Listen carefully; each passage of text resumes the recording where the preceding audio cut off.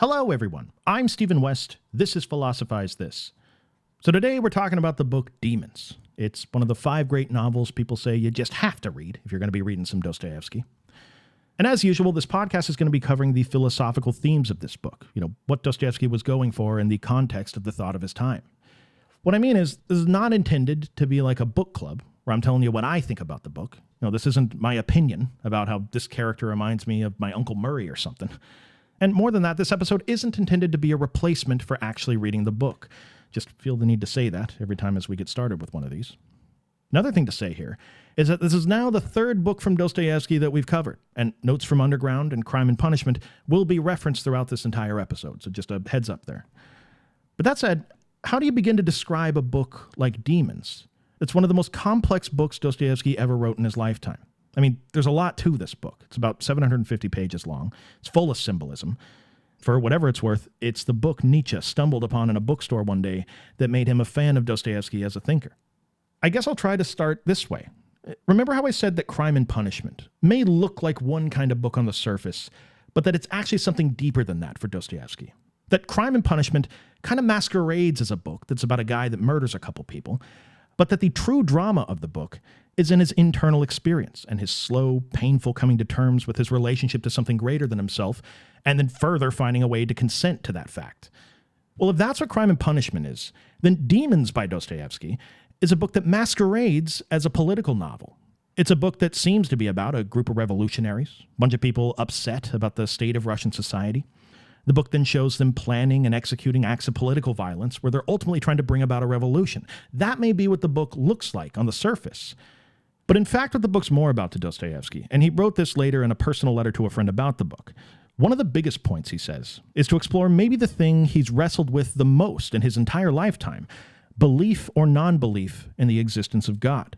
And the way that connects to the political philosophy that's laid out in this book will make a lot more sense by the end of this episode. See, if part of the beauty of Crime and Punishment was that it went deep into the emotional experience of someone like Raskolnikov, if in that book, Dostoevsky never idealizes him as a totally good or bad person, and then he presents him in a way that reveals just how many moving parts there are to his thinking in a way that's incredibly relatable, then if Crime and Punishment and Notes from Underground were Dostoevsky doing this at an individual level, then Demons as a book by him retries to show an example of this at a larger scale, the chaos that often comes along with collective psychology, and that ideas, when they find expression in the world at this scale, are particularly dangerous. To understand what I mean by this, all you got to do is consider the entire first part of this book. All right? By the way, the book's separated into 3 different big parts, and part 1 of this book has become something of a legend in literature as something that confuses basically everybody that just jumps into the book and tries to start reading it.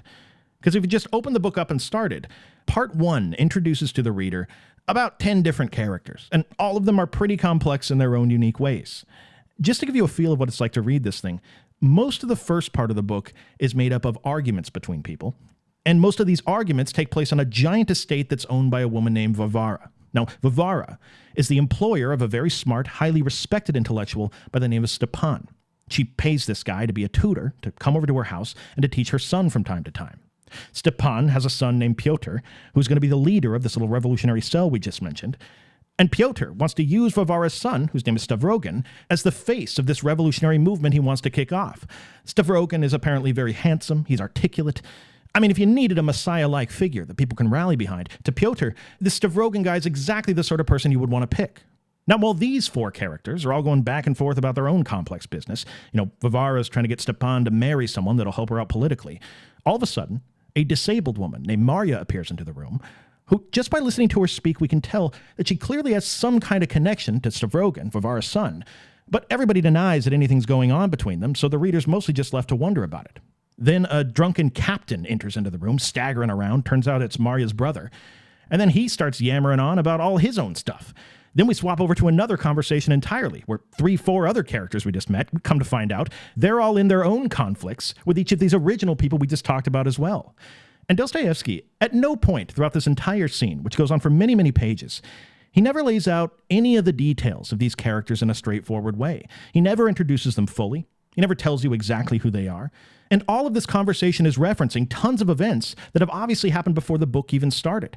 All the characters seem to know each other, But the reader doesn't. The reader's left to just infer certain things and to try to piece together the best picture they can with the information they have. The whole thing, part one, ends with Stavrogin getting punched in the face by another character named Shatov, who, in the moment of punching him, really needs to let him know, hey, man, I used to respect you, but now I no longer respect you. Now I gotta punch you in the face and let you know how much I don't respect you anymore. The whole thing can seem like a totally dramatic, confusing, chaotic mess to be in the middle of as you're reading it. And, by the way, this was exactly what Dostoevsky was going for as an author when he was writing it. Now, why would any writer want to make the reader feel a little disoriented like this? Well, it can only be understood if you know the philosophy Dostoevsky was putting on display over the course of these last couple hundred pages. Every single one of these characters is a deep reference to a real person in Russian culture at the time. Sometimes it's a blend between a couple different people. Sometimes it just embodies a common type of person. But this whole opening part of the book has been described as a kind of encyclopedia of the ideas that were in conflict during this period of Russian history. And if the whole scene, by the way, feels a bit chaotic or disorienting to you, well, to Dostoevsky, isn't that sometimes exactly how it is when we try to get to know the state of ideas that make up the world we live in? Collective psychology is often chaotic and disorienting. You know, we're born into the world where conversations have been going on politically, philosophically, long before we were ever here. And we're forced to just get dropped into the middle of it, not having perfect information about all the complex characters and their histories. And unless you're willing to become a political moron, to sacrifice your self-respect and join some ideology, then we're forced as honest people to do the best we can, feel a bit disoriented, and try to piece together the most educated picture of what's going on that we possibly can. And again, every character in this novel represents something or someone in the political or philosophical space that Dostoevsky is living in at the time. Now, the good news here is you don't need to be a Russian historian to relate to the people he's talking about. Yeah, turns out 1870s Russia has some surprising similarities to 2025. For example, Varvara, the wealthy owner of the estate, she represents for Dostoevsky the existing aristocratic order that's still in power in Russia at the time. But look, you may have seen somebody in your own time that resembles the kind of role she plays for Dostoevsky here, because regardless of time period, she represents the kind of government elite or cultural elite that has the power to choose and fund certain intellectuals over others that they think are going to save the world for them and keep them in power. And to Dostoevsky, these elites who fund the ideas of these people they choose, well, they often do it without understanding the full consequences of where the ideas they're supporting will eventually lead society. So the highly respected intellectual then, Stepan, the guy that's been tutoring her son, the one she's trying to get to marry someone else for the sake of her political benefit, Stepan is going to represent someone in the real world that's the kind of intellectual who's bought and paid for. Now, during Dostoevsky's time, this was unmistakably the Western liberal intelligentsia spreading from Europe that was dominating the thought in Russia at the time. And by this point in the series, we'll be well aware of the kinds of ideas he has an issue with here.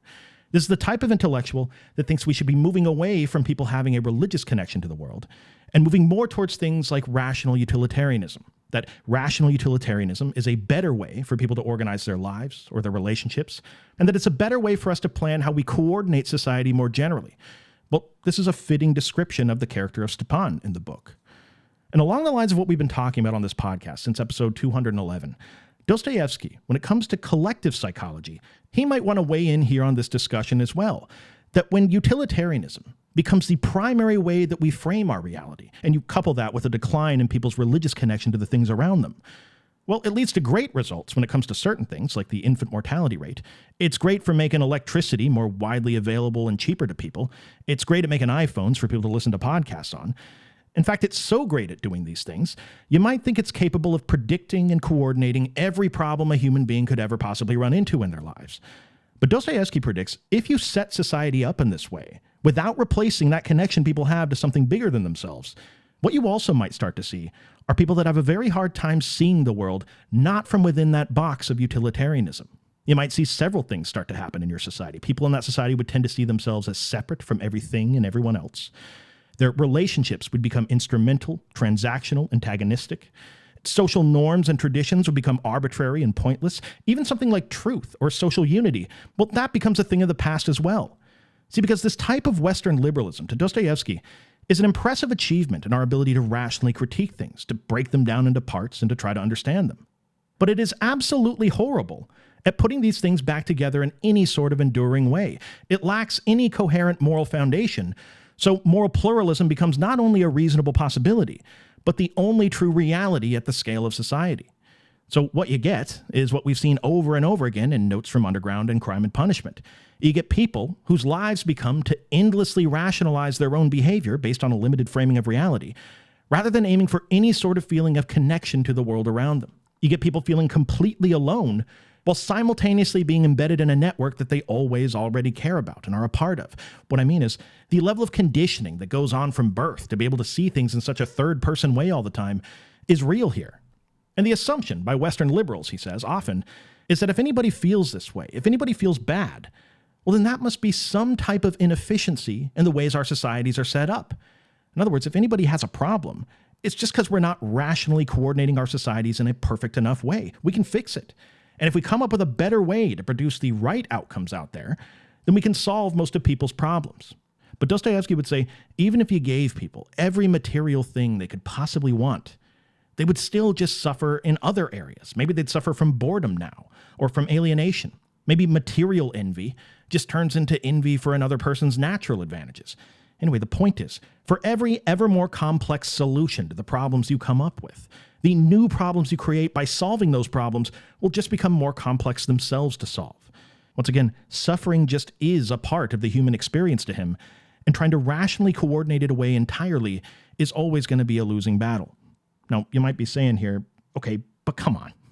What's this guy saying, though? That we shouldn't even try? What, just consult the Ouija board or the giant wheel of fortune in the town square whenever election season comes around?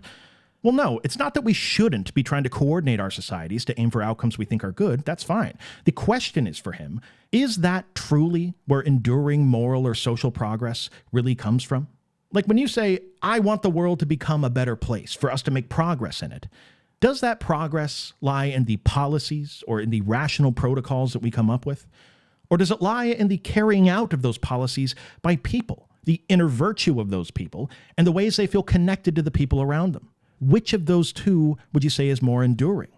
See, because what Dostoevsky would no doubt say is that if you had a society that wasn't very well ordered from a rational perspective, but it was filled with people that felt connected to each other, filled with genuine love, where virtue was something that people truly cared about cultivating every day, then despite any rational utilitarian defects there may be, that likely is still going to be a society that would be great to live in. On the other hand, you could have a society where tons of rational progress has been made in it. It's materially abundant. You could have a society where people are supposedly given everything, but you could still have high levels of drug addiction, mental illness, suicide, alienation, constant distraction. You'd have this because without the connection and the moral foundation, people can have everything, but still feel like they have nothing. And to Dostoevsky, the removal of things like religion, the tools people have historically had to find a connection to this network they're a part of, the cost to him of doing that are obvious. And Western liberalism, despite being a great critical endeavor, does not offer a sufficient replacement for these things. What we're left with on the other side of framing reality, mostly in this way, is no true moral leadership and people that are just left holding the bag living in a meaningless universe. So this is why Dostoevsky writes in a character like Stepan into the book. It's to represent these ideas that are so highly respected by people at the time. And this is why his relationship to Varvara, to the aristocratic order, is so important in the book as well. It's Dostoevsky pointing out what he thinks is an obvious hypocrisy that's going on. That Western liberal ideas, rational utilitarianism, to even get them off the ground, they require the social stability that the former aristocratic ways of thinking guaranteed. But yet the entire sales pitch of Western liberalism is that it's somehow transcending these older, outdated forms of thinking by getting rid of the religious nonsense we used to need to control people. Well, which is it? Are we moving past them? Or are we still benefiting from what they provide to people? Are we still living off the residual moral leadership that's embedded into norms that are barely clinging on? Because any society, he thinks, that makes rational utilitarianism their primary framing above all else, that will be a society that's in a state of moral decline. Not only will the society slowly consume itself because the entire operation's built around pluralistic argument and people rationalizing their own worldview, but what he would also predict is that societies that organize in this way will find ways to rationally justify violence and the horrible treatment of people in the name of some utilitarian outcome that they supposedly have collectively agreed upon. Just like Raskolnikov from Crime and Punishment, but now on the scale of society, They will say things like this utilitarian outcome we're shooting for. This is ultimately for the greater good of everyone. I mean, it's unfortunate what we have to do, but this is just what has to be done sometimes. Dostoevsky is saying that this is the entire rationalizing game that's played over and over again when this is your moral foundation.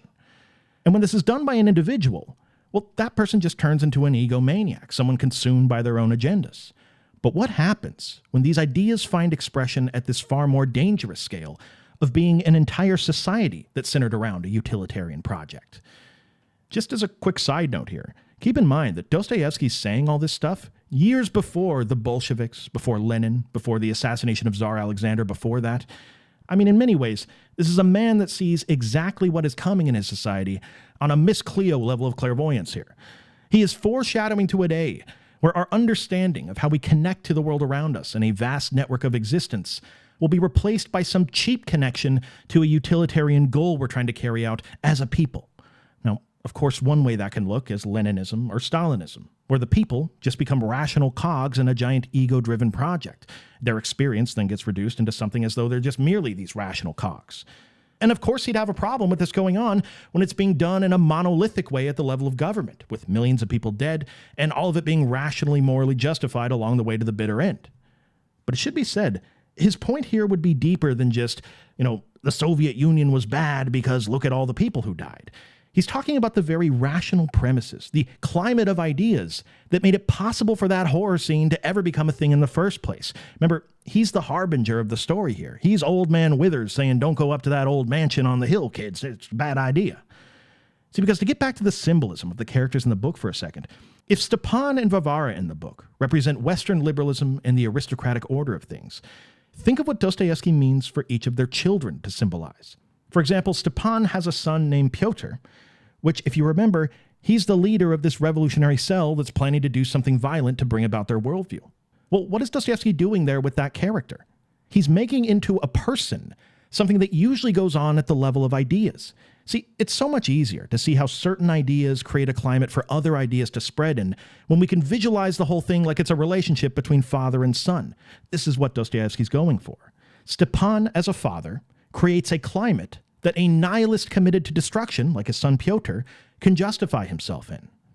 Put another way, this is the cycle that liberalism lives and dies in for Dostoevsky. In the name of open-mindedness and progress, Western liberalism will allow for truly toxic behavior to be justified, which then leads to social decay, which then leads to an inability to recognize the moral decay as moral decay, which then makes the leaders and intellectuals incapable of solving the problems, which then creates a need for some kind or any kind of revolutionary response from a group. This is the cycle. It's the open-mindedness of a father that allows for dangerous ideas to flourish in the son. It's the idealism of a father, where all his big talk allows him to ignore how his ideas have failed the very son he is raising. Because to Dostoevsky, it's not like Stepan or Western liberalism leads with the idea that morality and connection should be slowly disintegrated. It just ends up working out that way after a ton of very well-intentioned, rational discussions that end up removing the moral leadership. So Western liberalism, then, isn't so bad on the surface. It's the offspring of Western liberalism that you got to be worried about. And you'll see it with Pyotr's actions all throughout the book, from manipulating people, selling people on violence, to bribery, to the outright killing of people because they're a political threat to him. It's bad enough when these ideas are embodied by a single person like this. But his larger point here is that at the scale that we're talking about today, these ideas are not always embodied by a single person. I mean, at least when it's a single ego-obsessed person who's rationalizing their behavior away, at least that's a person that can take a step back and reflect on themselves. They can confess, like Raskolnikov did. They can humble themselves. They can find the limitations of their own ego. But when this goes on at the level of ideas, at the level of the things that end in ism, that so many people build their identities around in the modern world, there isn't a similar tribunal to hold these sorts of ideas accountable at that scale. This is what makes them so dangerous. Ideas alone can't be humbled. They can't take accountability. And how visible they are in the world just often comes down to whether or not enough people manage to believe in them, or how aggressively these ideas are being sold by people like Pyotr. Couple this with the fact that oftentimes these ideas, when they take on the form of an ism, they almost always evolve into something else that moves away from the original intent of the people that pioneered the ideas. Point is, without some kind of moral foundation to ground these things in and hold people accountable at the level of the individual, How can we ever hope to hold the ideas themselves accountable? And more than that, is this the scale we want to trust to bring about our social progress anyway? Well, Dostoevsky thinks if we do, we will inevitably create progress, quote unquote, in the form of people like Pyotr in the book, where the character is based on an actual murderous revolutionary figure in Russia at the time, Sergei Nechayev, that Dostoevsky became fascinated by. In fact, if we're talking about these isms that people build themselves around, and really take a second here to think of some of the things that end in ism that you think cause harm to people in the world, well, this brings us to the title of the book. Dostoevsky would say that when ideas go on at this scale and possess people like this, they start to operate more like demons than they do ideas. Now, this is obviously in reference to the title, but it's also a reference to a story in the Bible. It's a story told in Matthew, it's told in Mark, it's also told in the book of Luke, chapter 8, verse 26 through 39. That's the one Dostoevsky mentions in a letter when he's talking about this with a friend later. The story's about a man who gets possessed by demons in the Bible. So the guy's not doing very well, apparently. So Jesus comes along, and he exorcises the demons from this man, expecto patronum. At which point the demons are released from the man. They go up into the air. They fly around for a bit. Turns out there's a herd of pigs nearby. The demons go inside of the pigs. They start squealing, freaking out. The pigs run on down to the river that's nearby and proceed to drown themselves in the river. The pigs are gone. Now, the demons in this story are the isms that possess people's thinking in a demonic sort of way. And the pigs in this story are us. They represent us when we believe in these utilitarian constructions, build our lives and relationships around them, and then when trying to prove how powerful we are to ourselves, living alongside these things that end in ism, we often end up destroying ourselves in the process. Now, much more on this here in a second, but there's another character from the book that can help us make this point here a little better. If you remember from before, Pyotr's character in the book wanted to make Stavrogin, Varvara's son, into the messiah figure of the revolutionary movement that he was the head of. Well, what could the symbolism be there? What does Stavrogin represent to Dostoevsky that exists in the real world? Well, if Varvara represents the aristocratic order, then Stavrogin represents the next generation of would-be leaders that are absolutely crippled by the moral and spiritual bankruptcy that his mom, or the existing order, has created for him to live in. So you remember, Stavrogin's described in the book as a very handsome man. He was smart. He was articulate. In fact, multiple characters in the book look up to him as the person who's next up to lead. And to Dostoevsky, he's the kind of person that's capable in this generation to bring about what we would no doubt call positive change. But because he is a product of a world that's so morally directionless, the one we've described throughout this whole episode, all of those capabilities he has, all that talent he's developed, doesn't end up doing good in the world at all. It just ends up turning Stavrogin into maybe the most horrible character that Dostoevsky ever wrote about in any novel. I mean, there's some bad characters he brings to life in his writing, but Stavrogin's on a totally different level. He's a character where he confesses to a crime in the book that was so bad it got censored by Dostoevsky's publisher. Like, they wouldn't even let him release the book originally with this confession in it. He tried to edit out some of the more graphic parts of it, reword it a bit. They still wouldn't let him publish it. The gruesome details aren't really the point of what we're doing here. I'll let you look it up or read the book if you want them. The point here today is, this guy Stavrogin is capable of so much in this world, and yet he can't bring himself to truly care about anything. He doesn't become the messiah figure for the revolutionary movement. He takes interest for a bit, but then ultimately sees the whole revolutionary effort as being made up by a bunch of morons. He loses interest. See, for Dostoevsky, Stavrogin is the human embodiment of the promises of nihilism, and then the disappointment that comes soon after trying to live out all those promises. On the one hand, he's someone that seems to have a ton of freedom from the traditions of the past, and this is often marked as a selling point of steering into nihilism more in your life or in our policies. The idea is, if you get rid of the arbitrary traditions and the religion, then you're going to be unencumbered by these silly things people used to believe in, and think of how much you can get done then. So what's the problem with doing that if you're Dostoevsky? Well, one problem we put on display last episode in the experience of Raskolnikov. The problem was that sometimes, even if we think we've moved beyond the moral traditions of the past, we haven't really. And if you don't happen to have, perfect self-awareness, you might end up being someone like Raskolnikov that murders two people or does whatever it is, and then finds life unlivable on the other side of doing the thing. Well, another problem with this kind of nihilism lies here in the character of Stavrogin. Dostoevsky's saying, okay, let's say you could reject that moral order of the past and live in a totally self-aware, controlled place of nihilism. Okay. Well, how would this amazingly free life of nihilism you're talking about really look in practice? Well, you may find yourself ending up like Stavrogin. He's a person who lives in a constant cycle between belief and non-belief about everything. He's someone that can't ever commit himself to genuinely care about anything, really. He can't morally ground his behavior in anything enduring, so he'll do things for a couple days, lose interest, move on to something else, and then lose interest in that. And what this kind of person turns into, when we're talking at the scale of ideas discussed so far in this episode, the demons, what having no moral direction produces in this type of highly capable person is a person whose abilities just end up getting used by other people that can manage to persuade them to come over to their cause for a while. These days, it'd probably be done through something like an Instagram feed by someone like Pyotr. Point is, this highly capable person is particularly at risk of this happening to them these days. And if it did happen to them, how would they know it was happening? And how could they morally object to it if it was happening?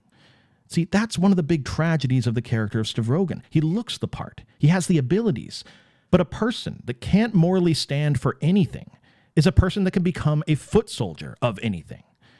More than that, what this produces in a person when they can't truly care about things in the world is just a malaise that they start to live in every day, where most of the time they feel almost nothing. There's glimmers. There's moments where it seems like Stavrogin knows he wants to be feeling a connection here or there. But again, unencumbered by any sense of morality, being beyond all that stuff apparently, he ends up doing horrible things in his life just to be able to feel something at all. And it's funny because his whole existence here, the contrast between what people around him see him as and what his actual experience is, it all becomes a huge misunderstanding. It's actually kind of hilarious. Because he sees through the futility of these traditions, it gives him a type of fearlessness in the face of them, which then gives him the appearance of being a fearless and powerful person that other people around him mistake as a type of moral strength. There's a theologian and an author named Rowan Williams that talks about Stavrogin as a character in his work. And what he says about him I love. He says Stavrogin becomes a kind of character that's a twisted parody of the concept of apatheia. Apatheia you may recognize from conversations surrounding Stoicism. It's a common word used in these circles. The general idea is, what does a wise person look like? Well, I'll tell you what they don't look like. They're not someone who's flying off the rails with a bunch of intense emotions all the time. They're not someone completely controlled by different vices that they have. A wise person, if you spotted one in the wild one day, that would likely be a person that's rationally learned to control themselves, and they've learned not to be too up or down as life comes their way. Now, if you're a Stoic, you achieve this through maybe thousands of hours of rational contemplation and practice. It is a skill that's hard fought and earned for a Stoic. But if you're Stavrogin in the book, to the people that immediately surround him, his behavior looks to them more or less the same as someone who is wise. Now, little do they know, he hasn't mastered his experience of the world. He's just dead inside. He's not up or down, and it's not because he's wise. It's because there's just nothing that matters enough to him to make him feel up or down. Is that the kind of life you would want to live? And this is where the issue of the belief or non-belief in God starts to come into the picture for Dostoevsky. See, if you're good at recognizing patterns, you may notice something similar here between Stavrogin and the downfalls of the way that he views the world, and some of the other characters from Dostoevsky's novels that we've talked about so far. You know, talking about a book from the 1870s, there's a lot of people that have commented on Dostoevsky's work. When it comes to trying to organize the characters in the novels, common thing people will say is that with many of the characters he explores, the character will get faced with something that forces them to consider their belief or non-belief in the existence of God. And then depending on which character we're analyzing, they take one of two paths for Dostoevsky that determines everything else about them. They either take the path of the madman or they take the path of the saint.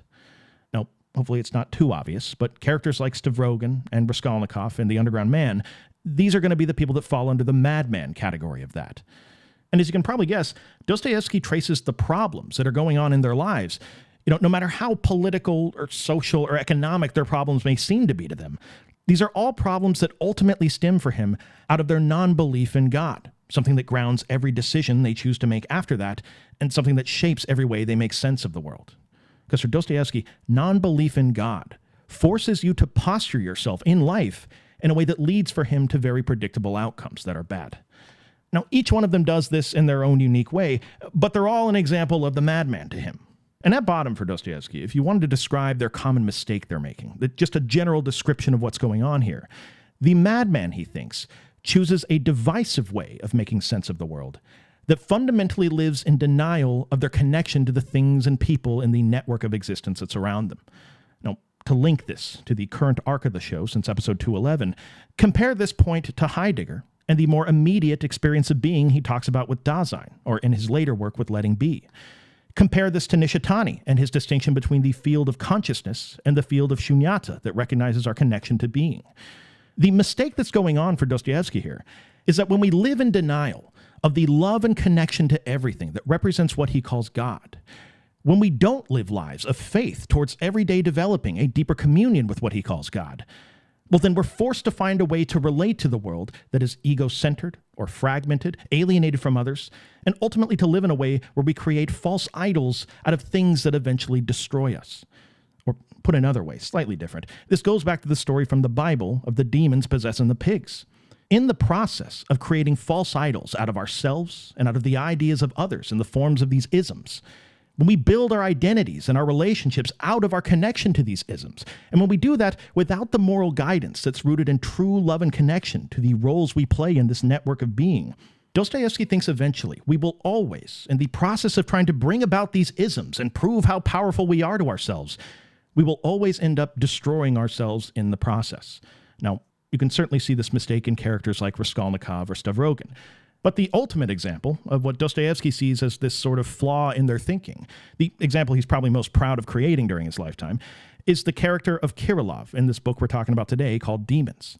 We haven't talked about him yet this episode. He's a character that's inspired tons of philosophers and authors since this book was written, not the least of which was Albert Camus. He spends quite a bit of time dissecting Kirillov as one of the most important characters in all of literature. For him, Kirillov is a philosopher of suicide.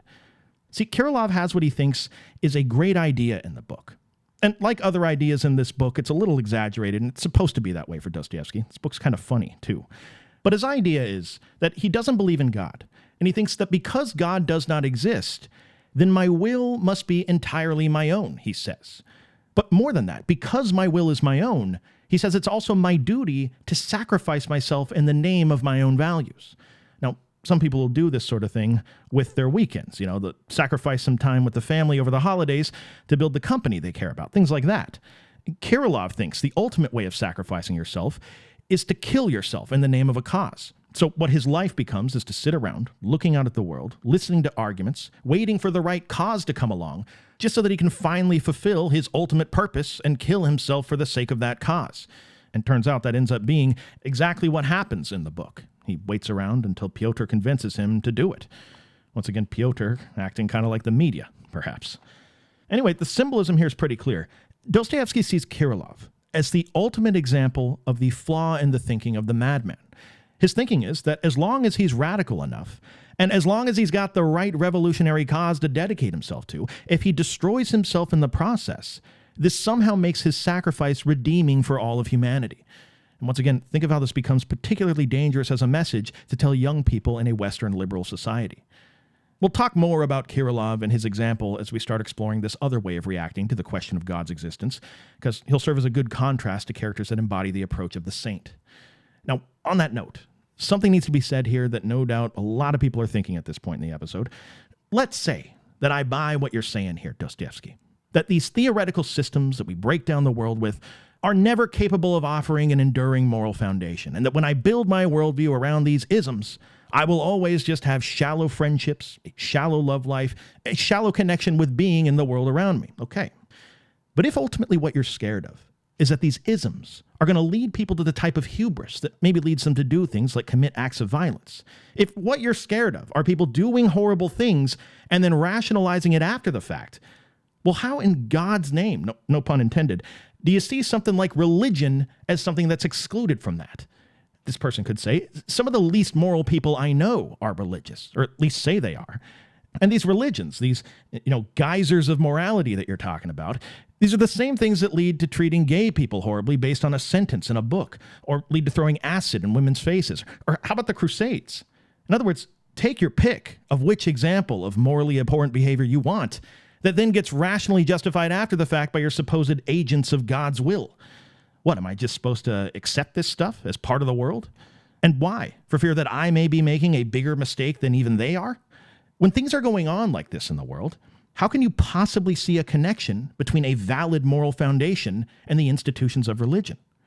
Well, this is probably the point in the episode, and in the series, to say that much like Keiji Nishitani, who might say that just because you call yourself a religious person doesn't mean you're on a truly religious quest.